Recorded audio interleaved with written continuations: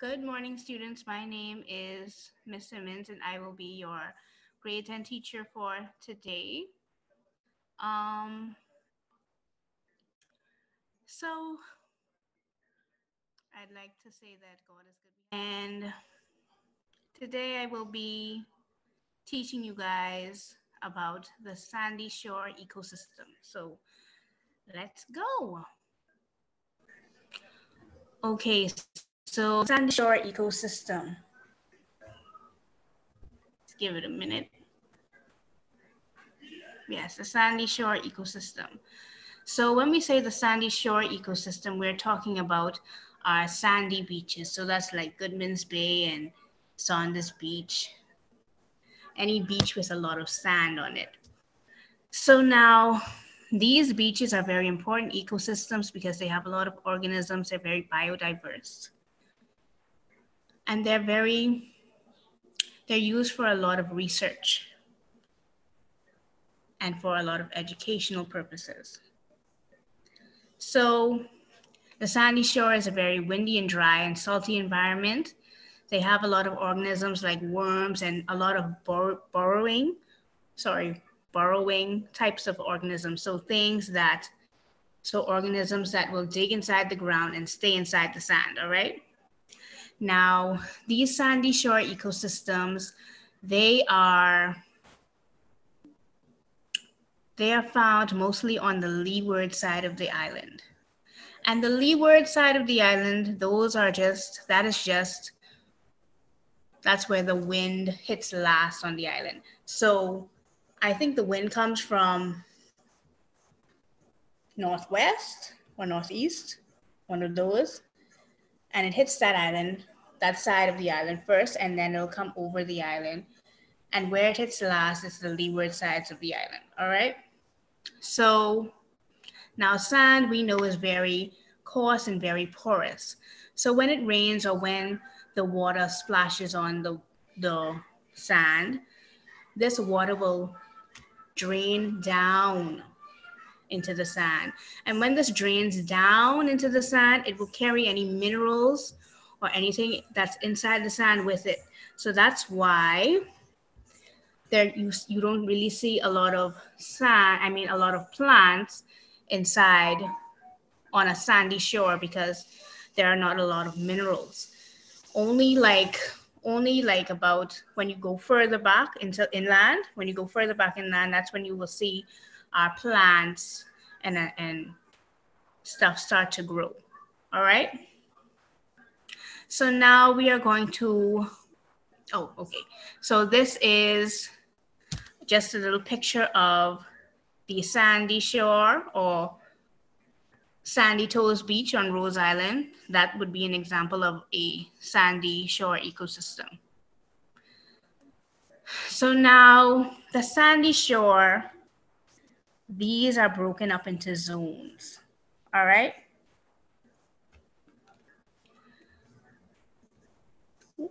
Sorry. So these are the different zones that we have on our sandy shore ecosystem. We have our intertidal zone, the spray zone, pioneer zone, fixed dune zone, sea grape zone, and our scrub woodland zone. So first we have our intertidal zone, and this is just the area between high tide and low tide, all right? Low tide being where the water is lowest, and high tide is the highest point in which the water reaches at high tide, all right? Middle tide is that space in between it. So that whole thing is the intertidal zone. So during low tide, any organisms on this intertidal zone will be exposed to our sunlight and high heat conditions. So this is why a lot of burrowing animals tend to live on the live on the sandy shore because they burrow inside so that they can keep cool. If you ever dig your feet or anything inside the sand, you would notice that it's cooler and it's a little bit more moist.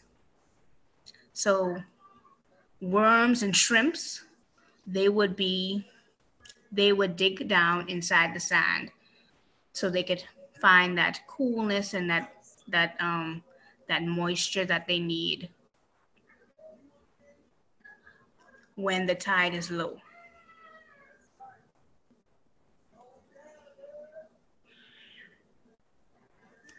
So now we have the spray zone. So the spray zone, even during high tide, it doesn't really get as much water. So when the waves crash on the seashore, that spray, that's what will hit the spray zone, all right? And when you go on the beach, you can actually see where the spray zone starts because that's where you would see a line of seaweed.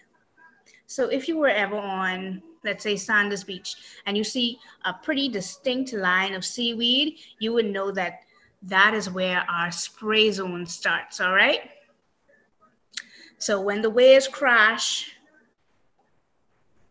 the water or the splash created from that wave would moisten the spray zone. Now during like a hurricane or something, that wouldn't, of course the spray zone would be, covered in water because, the storm surge and everything. So that is our splash zone or spray zone, splash or spray zone.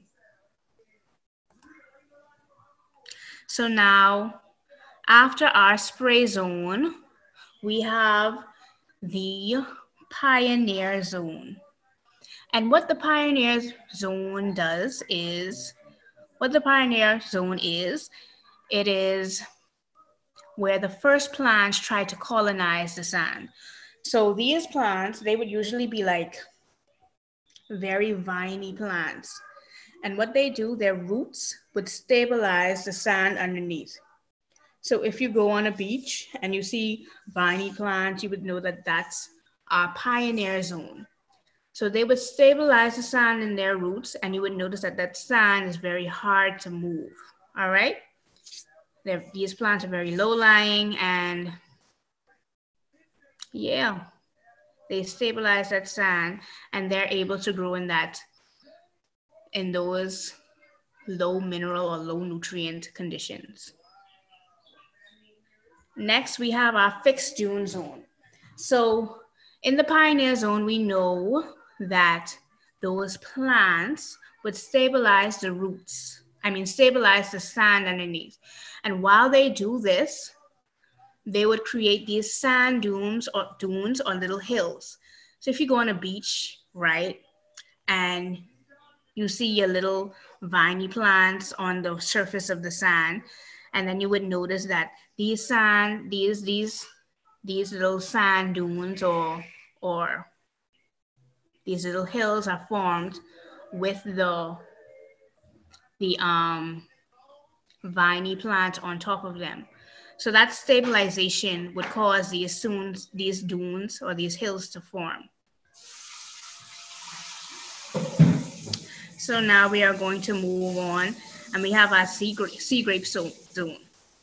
So now the sea grape zone is a little bit further off from the sand dune zone, or more inland than the sand dune zone. That area is dominated by sea grapes and other associated plants, so very high, very salt tolerant plants, I should say. And then our last zone is the scrub woodland zone. And this is where our larger trees and vegetation is found. And it is the zone that's furthest from the sea or more inland than the other zones. So now what I want to show you is, or what I want to say is, that as you go from more sealand to more inland, the soil or the sand would have more humus. So the intertidal zone would not have a lot of humus. And humus is what we call the minerals or mineral-rich soil that is created from like dead plants and animals. So the nutrients from that dead plant or animal, they would be recycled back into the soil.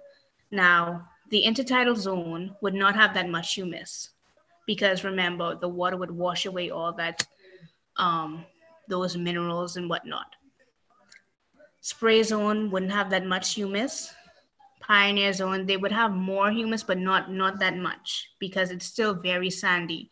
And remember, sand is very porous. And when rain or anything hits, it will carry those nutrients from the sand. Fixed dune zone would have more humus because the soil is pretty much mixed with sand.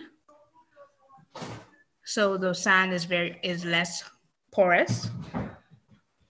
Sea grape zone, more humus again, and the scrub woodland zone would have more humus than the sea grape zone.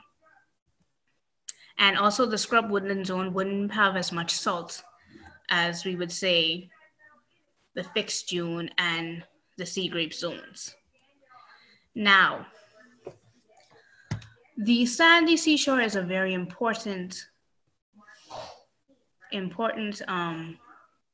ecosystem for the Bahamas. And of course, the number one thing we would say is because it attracts a lot of tourists. Now, the slogan for the Bahamas is sun, sand, and sea, right? So a lot of people come from all over the world to experience our beautiful beaches, that sun, sand, and sea, to soak up the sun, just lay on the beach, swim, go fishing, snorkeling, whatever have you, all right? And then we as Bahamians, we go to the beach as a sort of recreational activity. Just the other day, a lot of people were on the beach, and that's why we have this 24-hour curfew. We have that 24-hour curfew because, you know, the Bahamians just love their beaches so much. Also, it serves as a very biodiverse ecosystem. So you can find shrimps, worms, lots of different animals on our sandy shore. You may have to dig for them. Crabs.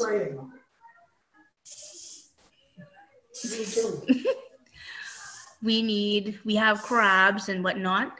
And then, what else?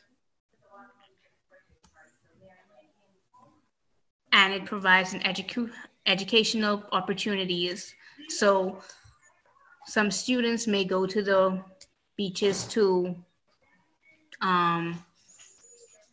experiment or to research some of the things. And lastly, it also serves as a buffer zone between the land and the water.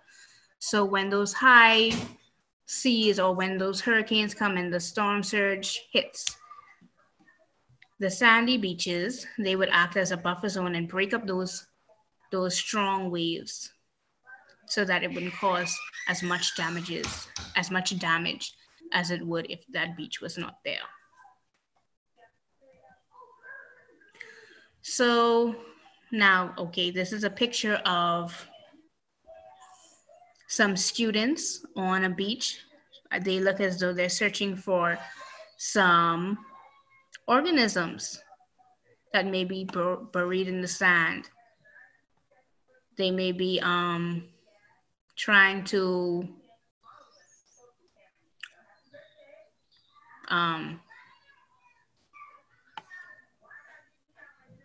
how do I say this? They're trying to probably get an idea of the biodiversity inside of that ecosystem.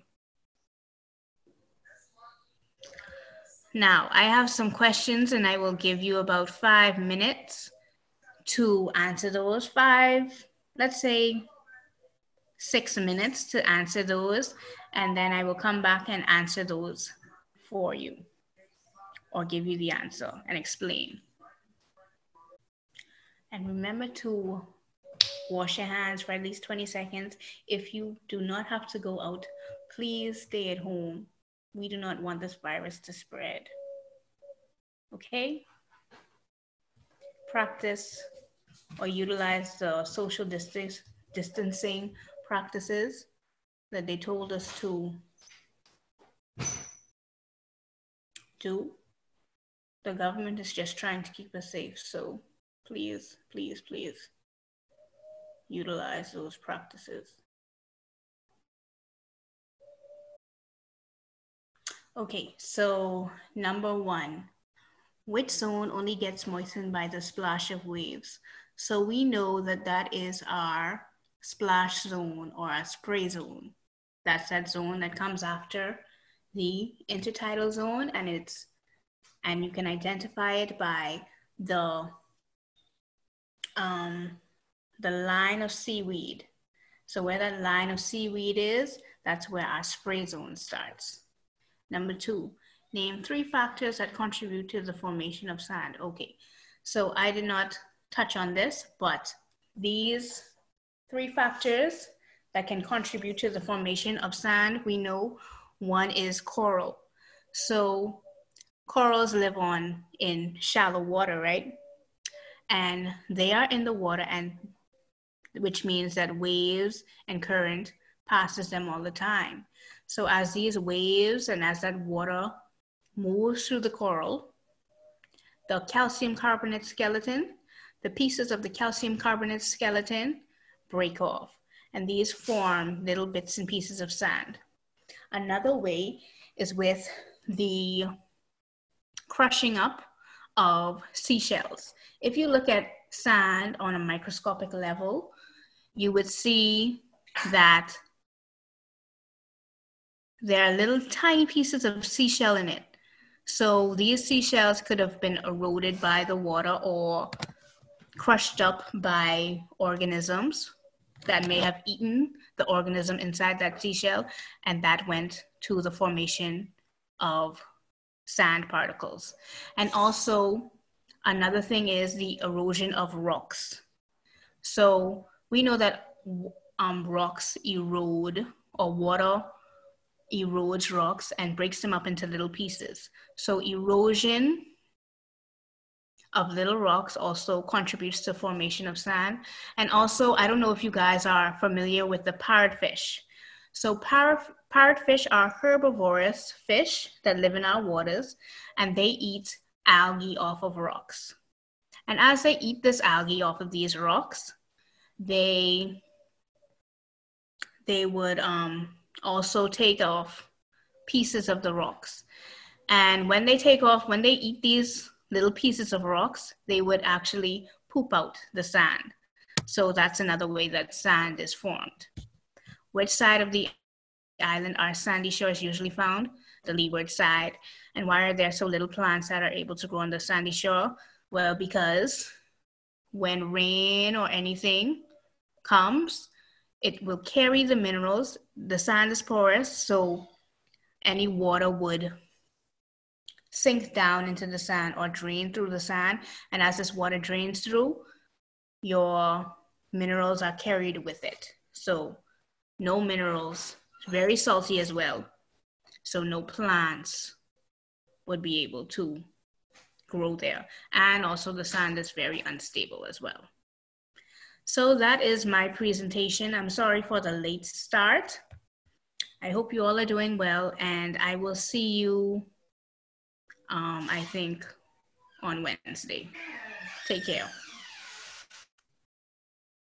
Good day. So I see 2 questions. So number 2, name 3 factors that contribute to the formation of sand. So yeah, I touched on that. Sorry, I didn't mention it in the presentation, but that's with the coral, the parrotfish, the erosion of rocks, and also other animals eating other animals with shells, and the shells being crushed up and forming sand. Okay, so that is it. Does everybody understand, or do I have to go through anything again? Can answer in the chat.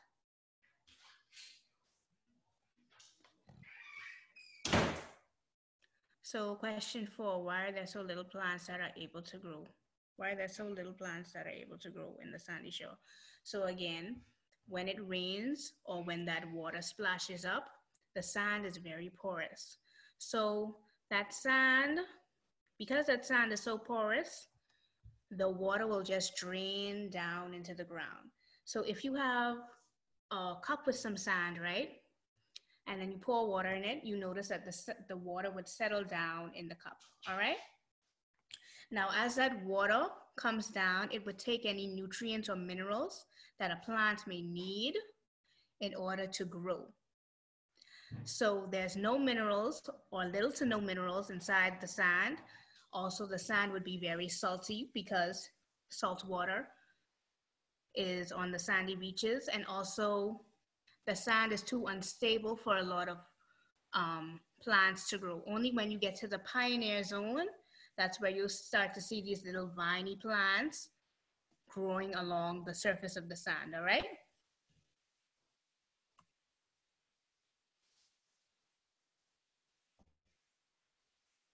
Anything else? Repeat the 3 factors. Okay, gonna share again. Okay, repeat question 1 and repeat the 3 factors. So question number 1, which zone only gets moistened by the splash of waves? So that is the splash zone or the spray zone.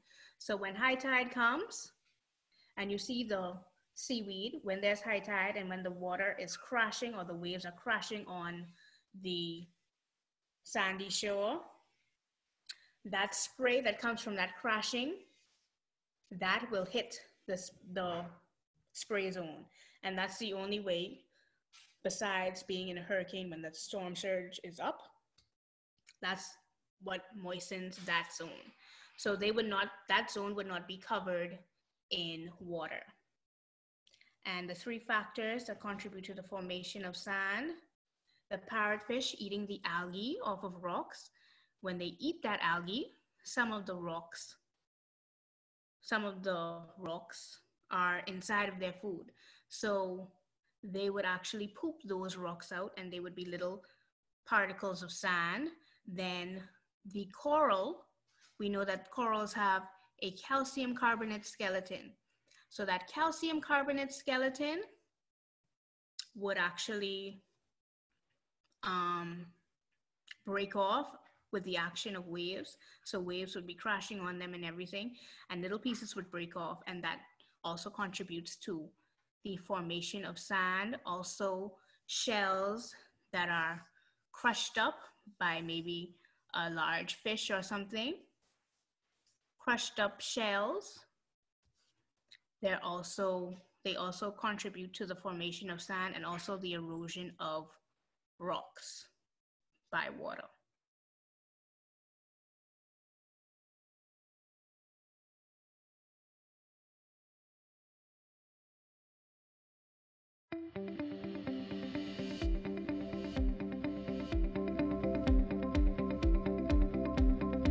Welcome back, students, to Protecting Our Land. Today, you will be able to define and explain the importance of CITES. Also, explain why laws should be implemented to protect our natural resources. Have you ever seen a white-crowned pigeon?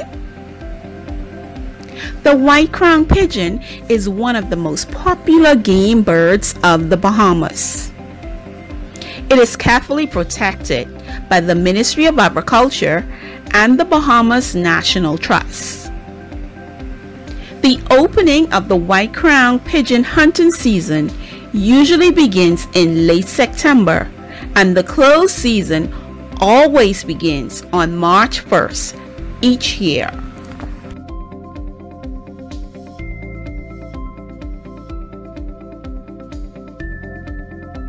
Animals that need our protection. Let's list them together.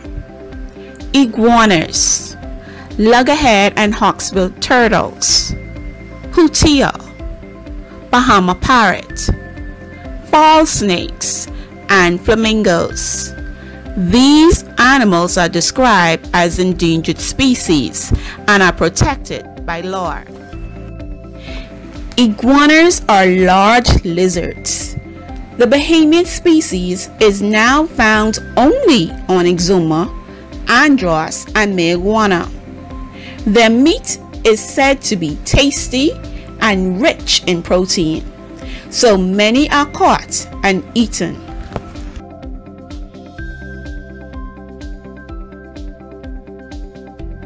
Both the loggerhead and hawksbill turtle species were once plentiful, but many have been killed for their meat, and their shell are used to make jewelry.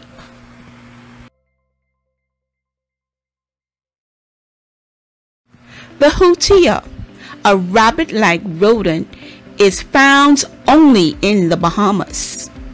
It was thought that they had all died out, became extinct. But in 1965, a few hutia were found on Planet Key. They were taken from there to Little Wax Key off Exuma, which is part of the Exuma Keys Land and Sea Park, now under careful protection of the National Trust. The hutia are increasing in numbers. This is a great project that the Bahamas National Trust has going on down here in Exuma, and it's a great way to ensure that our natural resources are protected for future generations.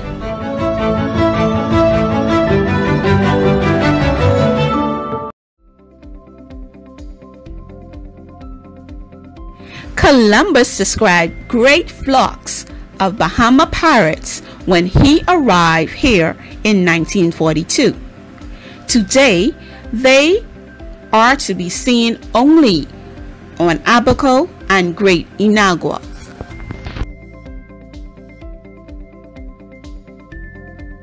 Are you afraid of snakes? Did you know that local fall snakes and boa constrictors are not poisonous? Please listen as Mr. Scott Johnson explains his knowledge on our local snakes.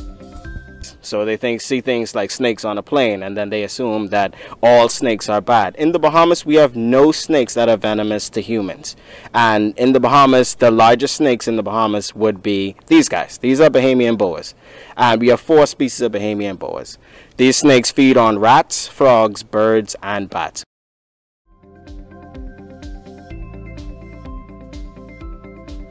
A large and beautiful bird, the flamingo, is part of our national emblem. The world's largest breeding colony of West Indian flamingos, as many as 50,000 birds, is found on the island of Great Inagua, which is part of the Inagua National Park. In order to protect our endangered species, the Bahamas has signed an international treaty known as CITES, the Convention of International Trade in Endangered Species. If any of the endangered species are taken from the Bahamas and imported into another country without a special permit, the animals will be taken away from the importer and returned to the Bahamas. Can you think of some ways that you can help protect our endangered species? Below are 4 ways you can help.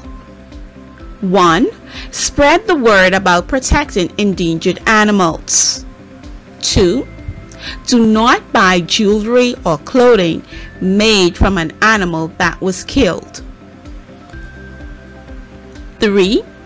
Do not remove, injure, or destroy any animal or plant in a national park. And finally, tell an adult if you see someone interfering with an endangered animal, bird, or plant. Let's recap, students. Do you remember the importance of CITES? Did you say it protects endangered animals from being imported illegally into other countries? That is correct. Do you remember when is the closed season for hunting the white-crowned pigeon? Yes, March 1st. Can you tell me which 3 islands of the Bahamas can you find iguanas? Awesome! Exuma, Andros, and Maguana. See you next time.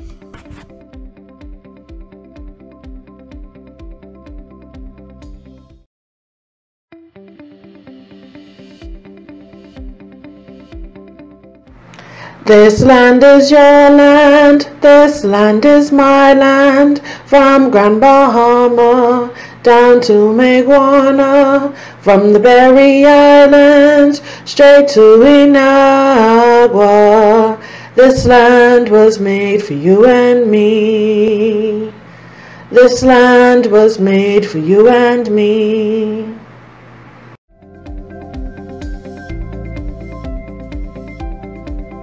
Welcome back, students. As we begin the lesson today on protecting our land, you will be able to identify national parks found in the Bahamas, state the aims of the Bahamas National Trust, and the importance of the same in the environment.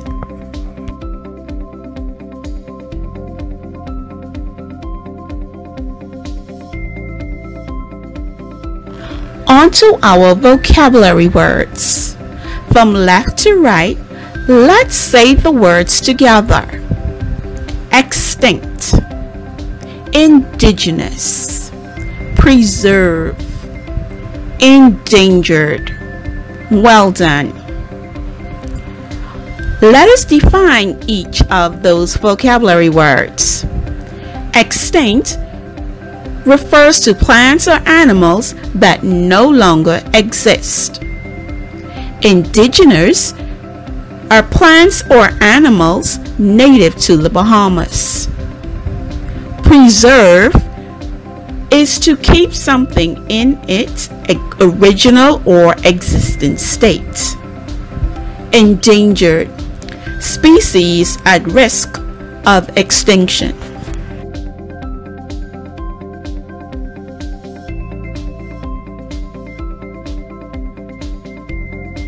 Let's continue vocabulary words. Say them aloud with me, from left to right. Closed season, invasive, non-invasive, natural resources. Very good. Now let's define each one. Closed season, a period in the year when the capture of a particular species officially forbidden. Invasive, spreading very quickly and undesirably or harmfully. Non-invasive, not tending to spread undesirably or harmfully. And finally, natural resources, raw materials from nature.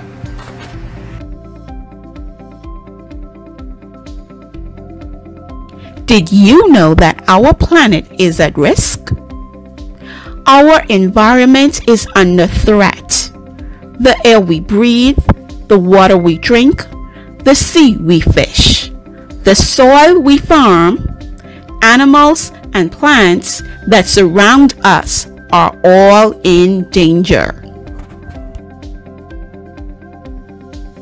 We have the power to rescue our beautiful planet. People all over the world need to change their behavior. We must all, individuals, communities, and nations, help to manage our environment and save it for future generations.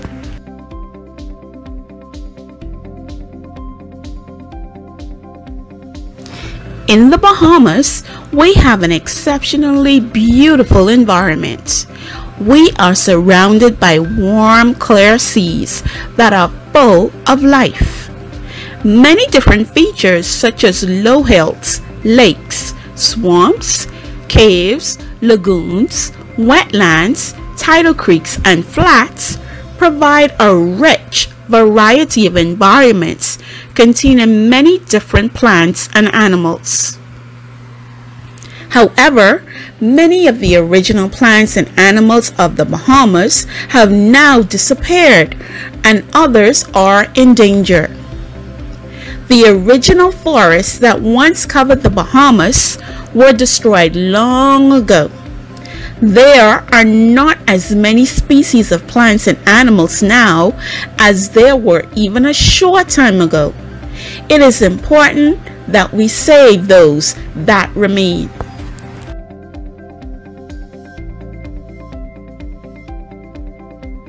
Have you ever heard about the Bahamas National Trust? Well, this organization protects the environment, plants, and animals, and covers over 700,000 acres of land and sea areas. The protected areas include some 27 national parks. The aims of the Bahamas National Trust are, firstly, to teach people about conservation. Secondly, managing the national parks for the enjoyment of Bahamians and visitors.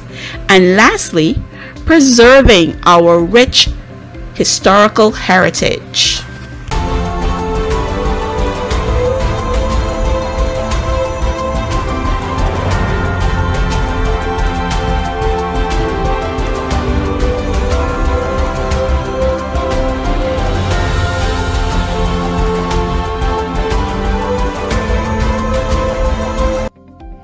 Moving on with endangered species.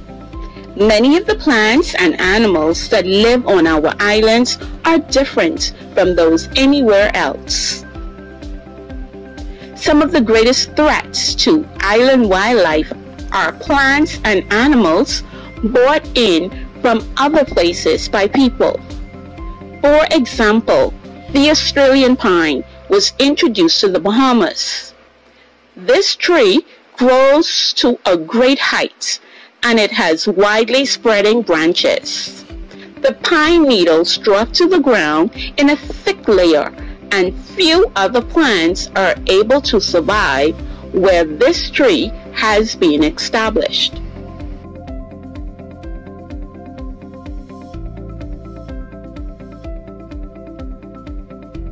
Animals that are introduced can also be very destructive. Goats destroy the natural vegetations, and cats and rats may prey on ground nesting birds. Please view the map closely as we explore national parks. The key for this map is at the top right-hand corner.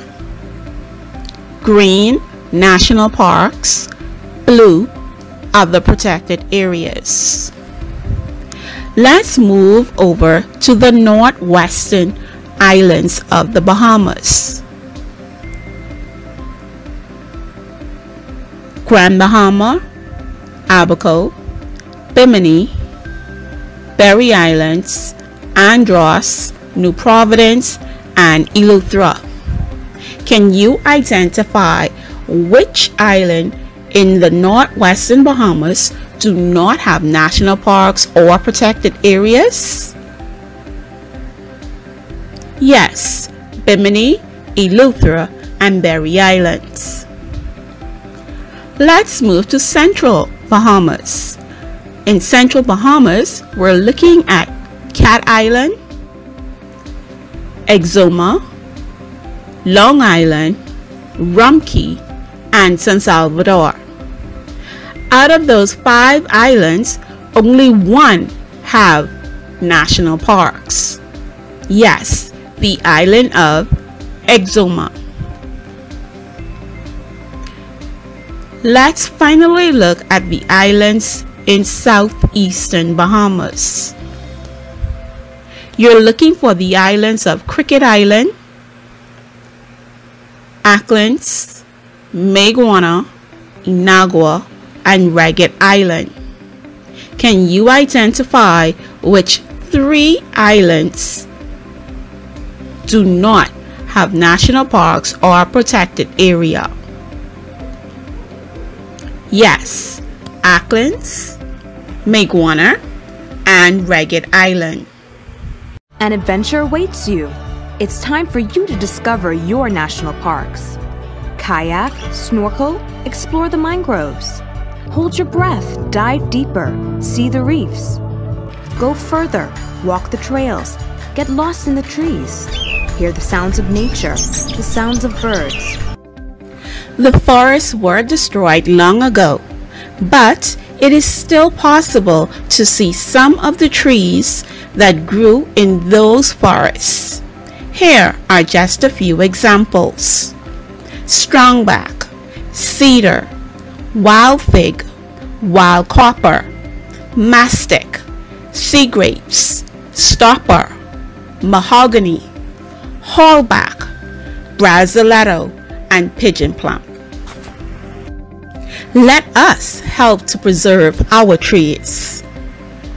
Unlike endangered species, plants and trees have not acquired special protection. However, the Bahamas National Trust encourages government and private citizens to preserve the following hardwood trees, such as the lignum vitae, Madeira, silk cotton, cedar, yellow elder, and royal poinciana. As we conclude today's lesson, here are 3 things you can do to help save plants. 1. Do not cut down trees for firewood. 2. Do not pick flowers or dig up plants from protected areas. And finally, it will be good to plant a tree of your own. As we conclude today's lesson, let's recap some very important facts before you begin your activities. 1. Give me the name of 2 northwestern islands that have national parks or protected areas. If you said Andros, Abaco, New Providence, or Grand Bahama, that is correct. 2. Can you give me the name of the only island in central Bahamas that have a national park? Yes, Exuma. Question 3. Give me the name of 2 southeastern islands that have protected areas or national parks. Awesome, Cricket Island and Inagua. Question 4. Can you give me at least 1 aim of the Bahamas National Trust? If you said to teach people about conservation, to manage national parks, or to preserve our rich heritage, that is correct. Give me the names of 4 trees that are preserved in the Bahamas. Include in your answer the national tree and the national flower. If you said lignum vitae, yellow elder, royal poinciana, Madeira, or silk cotton, you are correct. Can you give me the name of an invasive tree in the Bahamas? Yes, the Australian pine. Awesome job, students.